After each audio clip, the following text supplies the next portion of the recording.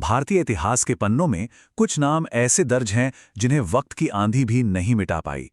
आज के इस खास एक्सप्लेनर में हम एक ऐसे ही महान राजा की असल कहानी में गोता लगाने वाले हैं, जिनका नाम यकीनन हर किसी की जुबान पर रहा है। तो चलिए बिना देरी किए इस दिलचस्प सफर की शुरुआत करते हैं। अब ये कहावत तो हम सब ने सुनी है ना? कहाँ राजा भोज, कहाँ गंगू तेली। रोजमर्रा की बातचीत में ये मुहावरा अक्सर आ ही जाता है। लेकिन जरा सोचिए, क्या किसी को भी इसके पीछे का असली और सच कहूं तो रोंगटे खड़े कर देने वाला ऐतिहासिक सच पता है? आज हम बिल्कुल इसी चौंकाने वाले रहस्य से पर्दा उठाने वाले हैं। तो कहानी शुरू होती है उनके बचपन से, जहां सिंहासन का लालच एक भयानक साजिश का रूप ले लेता है। बात है करीब 980 ईस्वी की। मालवा के परमार वंश में जन्मे बालक भोज की दुनिया तब पूरी तरह पलट गई जब सिर्फ 11 साल की उम्र में उन्होंने अपने पिता को खो दिया। सत्ता का लालच तो आप जानते ही हैं। उनके महत्वाकांक्षी चाचा राजा मुंज ने गद्दी पर कब्जा कर लिया। लेकिन मुंज को हमेशा एक खौफ सताता था कि बड़ा होकर भोज ये गद्दी वापस छीन लेगा। इसी डर से उन्होंने एक खौफनाक साजिश रची।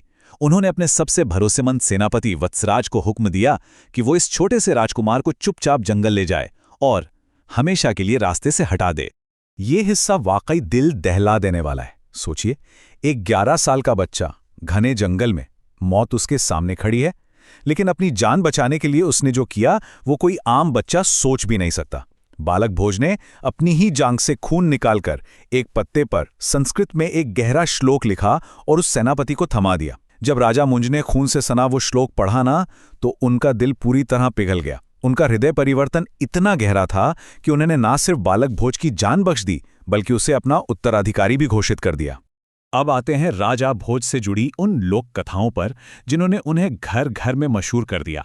पर क्या वो सच हैं या महज एक मिथक? कहानियों में कहा जाता है कि एक बार राजा का घोड़ा बेकाबू होकर गहरी खाई में जा गिरा। राजा बुरी तरह घायल हुए और अपनी यादाश्त खो बैठे। तब गंगू तेली नाम के एक आम इंसान ने उनकी जान बचाई। इसके बाद अपनी असली पहचान भूल चुके राजा भोज उसी गंगू तेली के यहां कोलू चलाने वाले एक गुमनाम नौकर की तरह काम करने लगे। मतलब एक महान राजा से सीधे एक नौकर।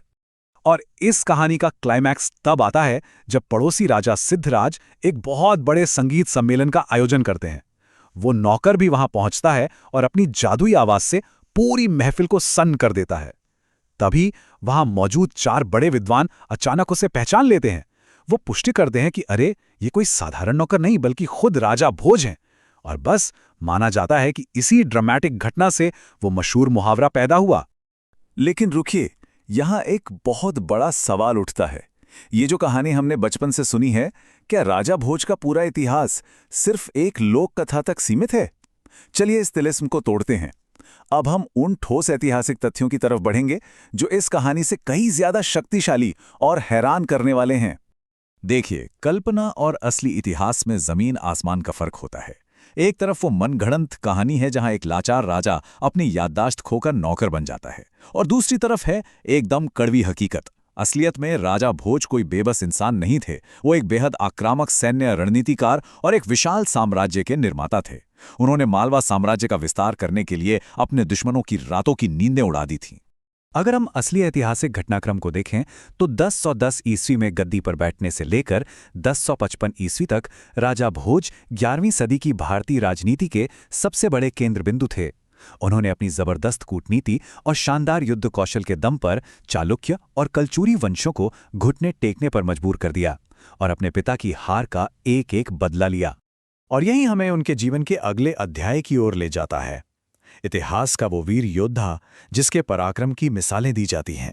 उनकी असली पहचान एक ऐसे निडर योद्धा की थी जिसने विशाल विदेशी आक्रमणकारियों की आंखों में आंखें डालकर खड़ा होना सिखाया। उनके पराक्रम का सबसे बड़ा सबूत 1025 ईस्वी में मिलता है। जब महमूद गजनवी ने सोमनाथ पर वो क्रूर हमला किया था ना, तब राजा भोज ने कई राजाओं को मिलाकर एक विशाल गठबंधन तैयार किया था। आपको जानकर हैरानी होगी कि उनके खौफ से गजनवी की सेना को रेगिस्तान के उन जानलेवा रास्तों से वापस भागना पड़ा था। और इसके बाद 1034 ईस्वी में राजा भोज ने राजा सुहेल देव के साथ मिलकर बहराइच के निर्णायक युद्ध में गजनवी के भांजे सालार मसूद की विशाल सेना को ऐसा कुचला कि वो पूरी तरह नेस्तनाबूद हो गई। लेकिन वो सिर्फ तलवार के धनी नहीं थे, वो एक महान विद्वान और अपने समय के एक अद्भुत इंजीनियर भी थे। जो एक बात राजा भोज को इतिहास में सबसे अलग, सबसे महान बनाती है, वो ये है कि उनका दायरा सिर्फ युद्ध के मैदान तक सीमित नहीं था। 84, ये नंबर याद रखिएगा। राजा भोज को राजनीति, राज्यशास्त्र, व्याकरण, वास्तुकला, यहाँ तक कि आयुर्वेद जैसे विषयों पर लगभग 84 महान ग्रंथों का रचयिता या संरक्षक माना जाता था। वो वाकई एक ऐसे शासक थे जिनकी कलम में तलवार जितनी ही ताकत थी। और सबसे कमाल की बात, उन्होंने अपने इस असीमित ज्ञान को महज किताबों के पन्नों तक कैद नहीं रहने दिया, बल्कि उसे जमीन पर उतार कर दिखाया। उन्होंने सम्रांगण सूत्रधार जैसा वास्तुकला का मास्टरपीस लिखा। जरा सोचिए, बिना किसी आधुनिक मशीन के उन्होंने भोजपुर का वो विशाल शिव मंदिर बनवाया जिसे पूर्व का सोमनाथ कहा जाता है। और बात यहीं खत्म नहीं होती। वाटर मैनेजमेंट के लिए उन्होंने भोपाल में विशाल भोजताल झील का निर्माण करवाया। ये आज भी उनकी लाजवाब इंजीनियरिंग का जीता जागता सबूत है। तो चलिए अब वापस उसी सवाल पर आते हैं जहां से हमने शुरुआत की थी। उस मशहूर कहावत का असली अर्थ आखिर क्या है? तैयार हो जाइए, क्योंकि ये हकीकत आपके होश उड़ा देगी। कहावत में जिस गंगू तेली को हम एक गरीब साधारण इंसान मान बैठे हैं, असल में वो 11वीं शताब्दी के 2 बेहद ताकतवर राजा थे। जी हाँ, कलचुरी वंश के महान राजा गांगेयदेव और चालुक्य वंश के राजा जय सिंह तैलंग। दरअसल ये मुहावरा मूल रूप से कोई मजाक नहीं था, बल्कि राजा भोज की इन दोनों राजाओं पर हासिल की गई जबरदस्त सैन्य जीत का जश्न मना रहा था। तो फिर ये बदलाव हुआ कैसे? ये भाषाई सफर वाकई बहुत दिलचस्प है।